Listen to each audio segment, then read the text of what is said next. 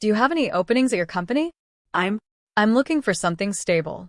My mother stood across from me, clutching her handbag like it was the only thing holding her together. I blinked once, then twice. Not because I didn't hear her, but because I never imagined those words coming from her. We were in my office. The same office she once said I'd never earn.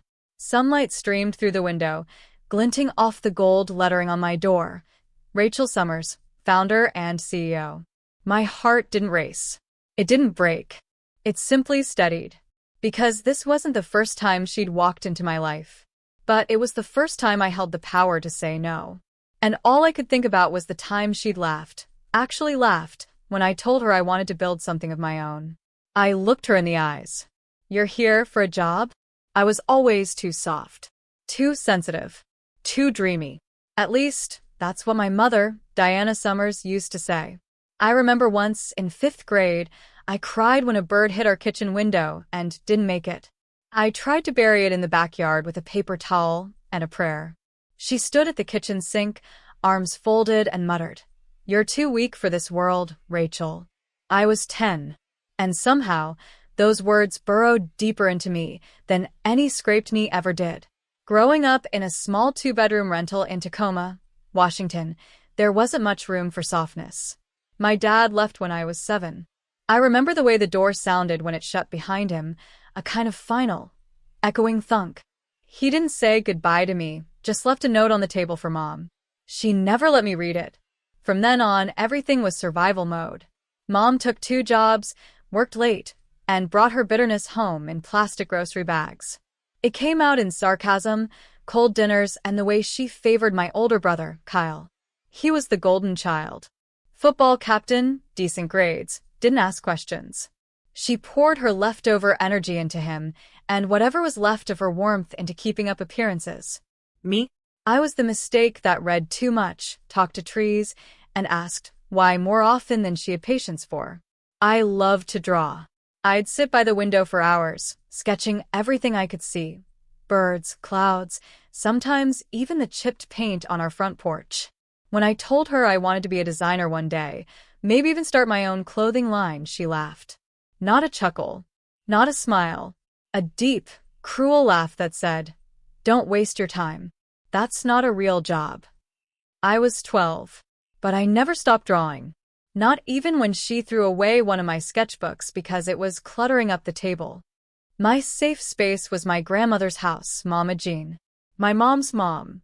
A woman who smelled like lavender and sugar cookies and always wore red lipstick, even when she stayed home. She believed in me when no one else did. "Your hands are magic, baby," she'd say, guiding my fingers over fabric swatches. She had a dusty sewing machine in her back room and taught me how to stitch by the time I was 13. She'd sneak me old curtains, bedsheets, and scraps from thrift stores so I could design whatever my heart imagined. "Don't listen to your mama," she whispered one night as I cried into her lap. "She's just scared. Some people hurt others before they get hurt first." I carried those words like armor. In high school, I was invisible. Not bullied, not popular, just there. I didn't go to prom. I worked weekends at a fabric store while Kyle dated cheerleaders and won state championships. He got a scholarship. I got silence. When college acceptance letters came in, I only had one that mattered to me: Savannah College of Art and Design. I got in, and I got a partial scholarship, but Mom said no. "We can't afford that. Pick something realistic. Or stay home." Kyle got to go out of state. I went to community college, studied business. Something she couldn't ridicule. I worked nights at a diner, saved every tip, and built a tiny online Etsy shop where I sold handmade tote bags. It was barely enough to pay for textbooks, but every order felt like a whisper from my younger self. "Keep going. You're not weak." I graduated at 22. Not with honors. Not with fanfare. But with grit. I got a job at a boutique branding agency in Seattle. Nothing fancy, but paid. I kept sketching after hours, testing fabrics, learning digital design. 3 years later, I launched my own tiny brand, Summers and Thread. It started in my kitchen. Just me, a second-hand sewing machine, and 3 clients from Instagram. I packaged every order by hand, stitched late into the night, burned myself with a glue gun more than once. When I told my mom what I was building, she scoffed. I give it 6 months. You'll be crawling back for help. I didn't. By year 2, Summers and Thread had a website, a contract with a small eco-friendly retailer, and a part-time assistant named Maya. I rented my first studio space, a shared room above a bakery that smelled like cinnamon and hope. Mom still hadn't seen anything I made. Not once. Kyle, meanwhile, moved back home after losing his sales job. Mom doted on him like a wounded soldier. He barely spoke to me unless he needed something. But Mama Jean? She wore one of my scarves to church every Sunday. Told everyone her granddaughter was going to change the fashion world one stitch at a time. When she passed, I found a box in her closet labeled Rachel's Future. Inside were every drawing I'd ever given her. Rolled-up sketches, half-torn fabric swatches, and a handwritten letter. When the world doubts you, stitch louder. Love always. Mama Jean. I wept for hours. After that, I stopped asking for validation. I stopped sending updates to my mother. I stopped hoping she'd say, "I'm proud of you." I got quiet, focused. I hired 2 more people, opened a storefront, got invited to speak at a local women in business panel. A reporter from a Seattle magazine ran a feature on me. From backyard sketches to boutique success, the rise of Rachel Summers. I didn't send her the article, but I know she saw it, because a month later, she sent me a message. Saw your face in that paper. Guess you really did something after all. No, congrats. No warmth. Just a breadcrumb of acknowledgement. I didn't reply. Then came the email. 3 weeks before the day she walked into my office. It was brief, almost formal. Hi, Rachel. I'm currently between jobs and heard you might be hiring. Could we talk sometime this month? Just like that. No mention of the years she called me weak. No apology for the way she ignored my wins and mocked my dreams. Just a job inquiry. At first, I deleted it. But then I let it sit in my drafts folder. And that's when I realized she needed me. And I had a choice. I didn't respond to her email. Not right away. Instead, I let her stew. I needed time to prepare, not just logistically, but emotionally. Because I wasn't the same Rachel she remembered. I didn't just want to reject her. I wanted her to understand. The kind of understanding that sits heavy in your chest. The kind that rewires what you thought was true. So I invited her in. When she walked into my studio, her eyes flicked around like she was trying to process what she was seeing. Walls lined with racks of clothing. Soft ambient music playing. Employees focused at their stations. Maya smiled politely and offered her a bottle of sparkling water. My mom looked smaller, not physically, but in presence. Like life had finally worn down that hard outer shell. I could tell from the way she clutched her handbag, from the way her lipstick didn't quite match, from the way she wore her old navy suit like armor. It no longer fit the battlefield. She sat across from me at the small meeting table near the window. "So, this is all yours?" she asked, glancing around. "All of it," I replied calmly. There was a pause. A silence heavy with things unsaid. Then, she cleared her throat. "I've been applying everywhere. It's been rough. Thought maybe you could use some help." Help. That word. Like she still believed she was offering me something. I nodded slowly. "Well, you're in luck. I actually have something to show you." I opened a sleek black folder and slid it across the table. Inside were 2 papers. The first was an ownership deed for the building we were sitting in, paid in full. The second? A letter of rejection from a department store dated 7 years ago. The same one she worked at. She picked it up, squinting at the paper. "What's this?" she asked. I leaned forward, locking eyes with her. "This is the building you once called just a hobby space. I bought it last year. Outright. No loans." Then I pointed to the letter. "And this? That was the job I applied for at your store when I was 22. The one you said I wasn't qualified for. The one where you told your manager I was too emotional to handle retail." Her face froze. I never. I raised my hand slightly. Calmly. You did. And I don't need you to deny it. Because, honestly, I'm glad you said it. It forced me to prove you wrong. The silence in the room was loud. I didn't come here for a lecture, Rachel. And I didn't build all this for approval, Diana. Using her first name felt sharp, but necessary. She sat back. Defensive. Look, things haven't been easy. After I lost the store after Kyle moved out, I thought maybe we could start over. Maybe I could work here. Be part of this. I smiled. Gently. I don't need help with the business. But I do think you should see one more thing. I opened a drawer and pulled out a small, folded note. A bit yellowed at the edges. I slid it across. She opened it. Her lips trembled as she read. When the world doubts you, stitch louder. Mama Jean. Her hands stilled. She kept everything I made, I said. She believed in me when no one else did. Even you. She closed her eyes. For a long, long moment, then whispered, I didn't know how to raise a dreamer. That was the twist she didn't see coming. I didn't just build a company. I built proof that softness isn't weakness. That dreams, when watered in silence, bloom loudly. That the daughter she once belittled now had the power to hire her. And maybe the wisdom not to. She shifted in her seat. Is there really nothing I can do here?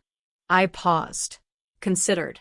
There's an opening, I said slowly, but not the one you're expecting. She raised an eyebrow. I host community sewing classes every Wednesday night.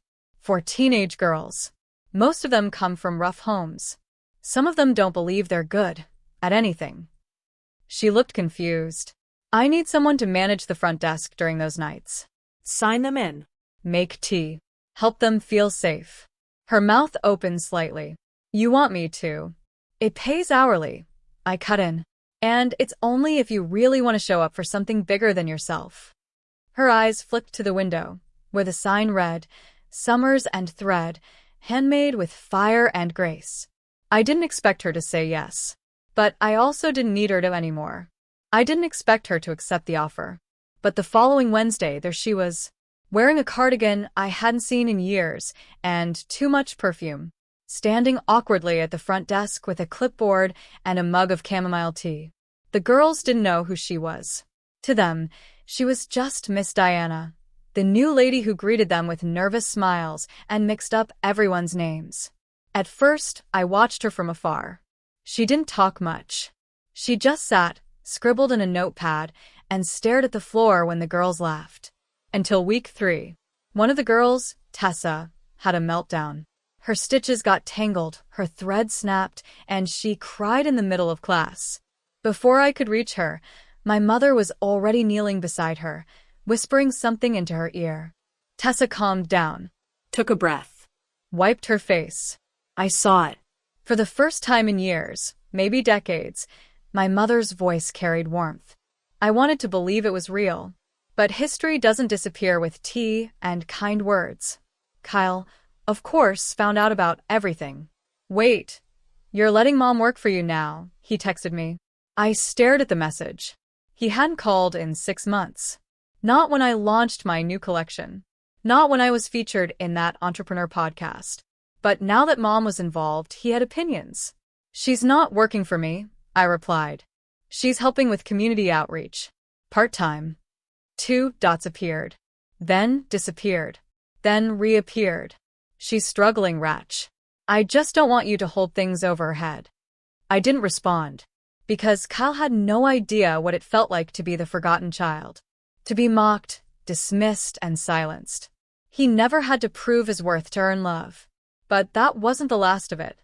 2 weeks later, I got a call from Gloria, my assistant manager. Rachel, sorry to bother you, but I just overheard something strange. Diana was in the back room talking to a delivery guy and said, my daughter built all this because of me. She just doesn't know it yet. My jaw clenched. Hard. It wasn't the worst thing she could have said, but it was so telling. She still couldn't let go of the idea that somehow she deserved credit. Asked Gloria to keep me posted, and I stayed quiet until the family dinner. Kyle invited us over. His new girlfriend, Lindsay, was hosting. It was casual. A barbecue. Paper plates, lawn chairs, cheap wine. I brought a simple handmade apron for Lindsay, a thank you gift. She gushed over it. Kyle raised an eyebrow. "You're still sewing those things?" he asked. I smiled. "I run a brand, Kyle, not a lemonade stand." Diana laughed softly. She's always been dramatic. Even when she was little. Used to act like every drawing she made could save the world. Everyone chuckled. I didn't. "Actually," I said, locking eyes with her, "some of those drawings now sit in design showrooms in Portland and LA. One of them was recently licensed for a collab with Nordstrom." The table fell quiet. Kyle cleared his throat. "Well, hey, that's great. Maybe you could, help me set up something too? I've been thinking about starting an online thing." I stared at him. "You mocked my online shop 5 years ago. Remember? Said no one would buy stitched-up nonsense?" He blinked. "Come on. That was just sibling teasing." "Right," I said. Except it wasn't funny. The tension boiled after dinner. We stood in the kitchen, just me and Diana, as Lindsay washed dishes nearby. She turned to me and said, "I think you're still holding on to too much. At some point, you have to let it go, Rachel." I didn't yell. I didn't cry. I just reached into my purse, pulled out a small envelope, and handed it to her. "What's this?" she asked. "Your letter. The one you never gave me." Inside was a typed document, a contract offer, an actual job offer. Front desk coordinator, 6-month probation, pay rate, boundaries, expectations, professional terms. She read it. Her lips tightened. "You're making this formal?" "I have to," I said, voice even. "Because boundaries are how we heal, Mom." Lindsay had stopped washing. The room was still. Diana looked at me, her eyes glossy, but hard. "I gave you everything I could, Rachel. And I became everything despite that," I said softly. That broke her. Tears fell. Not loud, not dramatic. Just silent drops on laminate floors. I didn't reach for her. But I didn't turn away either. Back at the studio, I made changes. I promoted Gloria to oversee all volunteers, including my mother. I created a weekly feedback form and required all staff, family or not, to complete it. Maya asked if I was okay. I said yes. But I was tired. Tired of performing strength. Tired of rewriting history. Tired of pretending that pain disappears just because success arrives. One night, while closing up, I found something. A note. On the desk. Folded once. Written in shaky handwriting. "I don't deserve this job. Or your forgiveness. But I want to learn. I want to be better. I'm sorry. Mom." I read it 5 times. Then I filed it. Not in the trash. Not on the wall. But in a box labeled, "Truths that took too long to arrive." And that was enough. Some mornings, I would find her already at the studio before anyone else. Sweeping the floor. Setting out teacups. Humming something I hadn't heard in years. She had started attending the Wednesday night sessions regularly, not as a staff member, but as a listener. She'd sit in the back, quietly folding fabric swatches while the girls worked. She rarely spoke, but when she did, she spoke differently. Gone was the sharpness, the cold precision. In its place was a woman fumbling toward humility, one awkward apology at a time. And I noticed something. The girls, they liked her. Tessa had started sitting next to her. Jazzy, the shyest of them all, asked if Diana could help her with embroidery once. Even Maya said, "Your mom's kind of soft now, like a marshmallow with a little bark." I laughed for the first time in weeks. And I let that laughter carry me into something new. One evening, I found her sitting at the break table, reviewing the volunteer training guide. She didn't see me walk in. She was mouthing the words, annotating with a purple pen. When she finally noticed me, she smiled and said, "I was thinking, maybe we could start offering a beginner's sewing class for seniors? I know a few women at the church who would love something like this. Just something light." I paused, because it was the first time she said we. No assumptions. No credit grabbing. Just contribution. I like that idea, I said. A few days later, I took her out to a cafe near the water. It was small and quiet, with hand-painted mugs and driftwood shelves lined with plants. The kind of place that didn't try too hard. We sat by the window, ordered almond croissants and lavender tea. She looked out at the bay and said, "You've really done something, Rachel. This life you built, it's nothing short of beautiful." I looked at her, and this time, I didn't brace for a but, because it never came. Instead, she reached into her bag and pulled out a worn envelope. "I found this cleaning out your grandmother's attic." Inside was a photo. Me, age 6, covered in glitter and thread, holding up a crooked, messy little pillow with the words, "Made with love." On the back, in Mama Jean's handwriting, "She doesn't need fixing, just room to bloom." My throat closed. Diana wiped at her eyes before I could even respond. "She believed in you more than I ever did," she whispered. "And I'm starting to understand why." We didn't talk much after that. We just sat. Two women, no longer enemies, not quite healed, but finally breathing in the same rhythm. The following week, I introduced something new at the studio: Legacy Thursdays. It was a session where each participant could bring in a piece of their family history, a recipe, a story, a photo, and share it with the group. Diana volunteered to go first. She brought a blue scarf. It had belonged to her mother, and she told the girls about the one time her mother made her a dress for prom, how she never got to thank her because they fought that night and never spoke again. "I guess I just want you girls to know," she said, voice trembling. "Sometimes we don't say the right things when we should. But there's always time to start trying." Silence. Then clapping. Then hugs. And me? I stood in the back, watching my mother become something else. Not just softer, but braver. I still had boundaries. She wasn't my best friend. We didn't pretend the past never happened. But I did start inviting her over on Sundays. Sometimes we cooked. Sometimes we didn't say much at all. And sometimes that was enough. One day, Tessa handed me a small pouch. "I made this for you," she said, "to say thank you." It was stitched with the words, "Soft is strong." I smiled, because that was the legacy I wanted. Not revenge, not bitterness, but proof that healing can grow in the very soil where hurt once ruled. And when I walked Diana to her car that evening, she hugged me. For the first time in years, it wasn't stiff or obligatory. It was real. It was warm. She whispered, "Thank you for letting me try again." And I whispered back, "I'm still learning, too."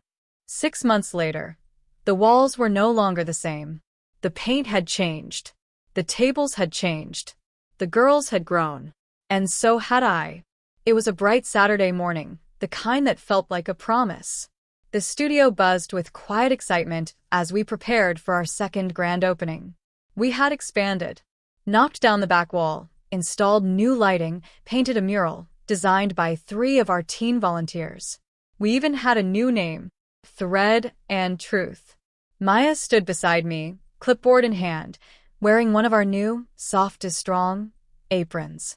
"You ready?" she asked. I took a breath, looked around. There were folding chairs in neat rows, a small snack table with homemade scones and lemon bars. The windows were strung with handmade paper lanterns stitched together by each girl who had been part of the program that year. And in the middle of it all was her, my mother. She wore a deep maroon blouse and a necklace I didn't recognize. Hair pulled back, eyes brighter than I remembered. She stood by the front door, greeting guests, not with awkwardness, but ease, as if the cold, distant version of her had been folded up and stored somewhere out of reach. I gave a short speech. Nothing dramatic, just a thank you. To the girls, to the volunteers, to the donors, to the community. And then I paused. "I also want to thank someone else," I said, eyes scanning the crowd. "She's not just a volunteer. She's not just someone learning along the way. She's someone who taught me, without knowing it, that healing is a two-way stitch." I looked at her. She didn't flinch. "Diana Summers," I said, it didn't just show up. You stayed. And that matters more than any apology ever could." The room was still. And then applause. Not polite claps, but real ones. She blinked quickly, as if pushing back tears. I walked over and hugged her. In front of everyone. And this time, I wasn't performing. This time, I meant it. After the event, Carl showed up. Late as usual. But he brought cupcakes. Which, in his defense, was a step up from his usual empty hands. He looked around the place, nodding. Wow, he said. You really made something huge. I smiled. No lemonade stands in sight. He smirked. Okay. Fair. We sat on the patio out back, where a few string lights flickered under the growing dusk. Carl took a long breath. I think I missed a lot, huh? I nodded. You missed me. For a long time. He rubbed the back of his neck. I was stupid. I was also scared. You were always more. And I didn't know how to support that. I let his words settle. I didn't rush to forgive. But I let them exist. And sometimes, that's where healing begins. That same week, Maya came to me with an idea. Let's do a pop-up shop, she said. Downtown. Real storefront. Limited run collabs with the girls' work. I raised an eyebrow. You think we're ready for that? She grinned. No. But we weren't ready for this either, and look where we are. So we did it. 3 months later, Thread and Truth opened a seasonal pop-up next to a coffee shop and a bookstore. We sold handcrafted bags, stitched journals, dyed scarves, and soft art prints with empowering phrases. The bestseller? A minimalist embroidery that simply read, "Soft is strong." Diana helped run the register on weekends. She even taught a stitching basics class for senior women twice a month. She didn't ask for credit. She didn't demand recognition. She simply showed up. Again. And again. And again. There's something sacred about watching someone become someone new. Not through speeches or perfection, but through presence. Diana didn't erase the past, but she rewrote her part in it, thread by thread. One rainy afternoon, while cleaning out a cabinet at the studio, I found an old sketchbook. One of my first. The pages were wrinkled, some stained with coffee, others filled with wild designs I had long since outgrown. But there, on the last page, was something that made me pause. A rough pencil outline of a small shop.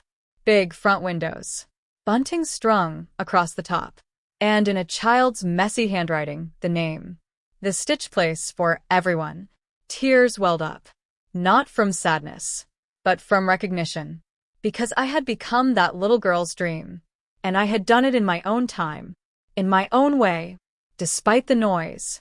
Despite the doubt. And with a surprising kind of grace.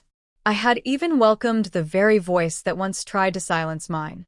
Last week, Diana gave me a gift. Wrapped in brown paper and twine. Inside was a framed piece of embroidery. It read, "Bloom, even in the shadow." I hung it above my desk, right next to Mama Jean's photo. Because that's what this whole journey had been. Not revenge. Not even just healing. But blooming. In places no one expected. In soil everyone said was too dry. In the quiet moments where love chose to stay and shame chose to leave. I still carry pieces of the past, but they no longer weigh me down. They remind me. They ground me. They guide me. And when young girls walk into my studio now, uncertain and quiet, I greet them with open hands. Because I know what it means to feel invisible. And I know what it means to rise anyway. To stitch beauty into broken places. To turn threads into truth. And to become, finally, fully, enough.